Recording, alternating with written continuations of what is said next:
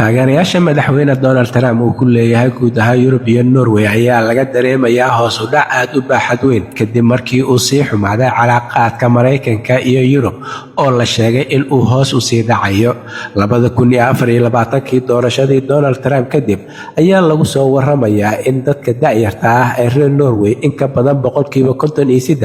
ay muujinayeen taageerada xooggan ee ay u hayaan madaxweyne Donald Trump waxaana lagu soo waramayaa in marba marka ka dambayso ay hoos u sii dhacaysay iyadoo markii ugu dambeysay maraysay 9% hayeeshee ay hoos uga sii dhacday 20% hadda oo la joogay 2026 ayaa lagu soo waramayaa in hoos u dhacu uu gaaray 9% taageerayaasha Donald Trump ee ku sugan guud ahaan dalka Norway waxaana lagu soo waramayaa tiradan 9% in ay tahay midii ugu hooseysay tan iyo doorashadii madaxweyne Donald Trump waxayna arrintan muujinaysaa in dadka Yurub iyo sidoo kale reer Norwayba ay aad u sii nacayaan tallaabooyinka qallafsan ee uu qaadayo madaxweyne Donald Trump iyo dowladiisaba waxayna warbaahinta falanqaysa arrimahan ee Ipsos ku waramaysa in arrintani ay muujinayso hoos u dhaca baaxadda leh ee ku timid taageerada Donald Trump in ay quus muujinayaan dhalinyaradii Norwejiga ahaa ee sida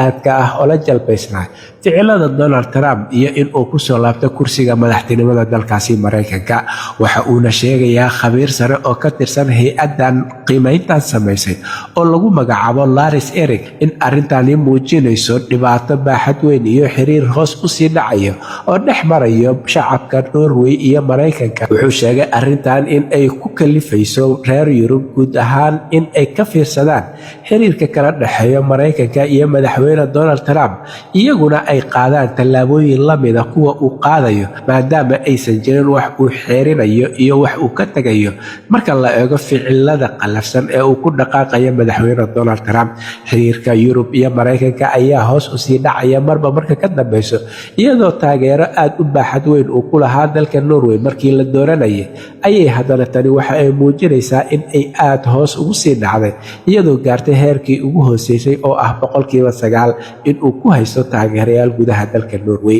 halka warka kiisa ugu door kale uu idinkaga imaanayo waa Somali Voice in Norway ama codka Soomaaliyeed ee Norway waxaana idin la socodsiinayay aniga oo ah Cabdullaahi Shiine.